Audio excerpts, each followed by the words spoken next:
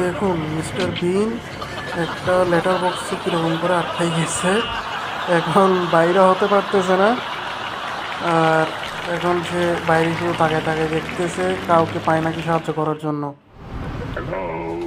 এখন সে ডাকতেছে মানুষদের, আশপাশের মানুষদের ডাকতেছে যাতে তাকে লেটার বক্স থেকে বাইর করে। সে যে কীভাবে এখানে আটকাই গেছে, সে এখন টাই দিয়ে মানুষদেরকে অ্যাট্রাক্ট করার চেষ্টা, কিন্তু মানুষদের কুকুর চলে আসছে। বেচারার তো মনে হয় আজকে মর্মর অবস্থা হবে। ও, অনেক কষ্ট সে বাঁচছে কুকুরের থেকে। এই তো এতক্ষণ বাদে একজন এসে লেটার বক্সটা খুলে দিয়েছে, সম্ভবত সে লেটার বক্সের কর্মী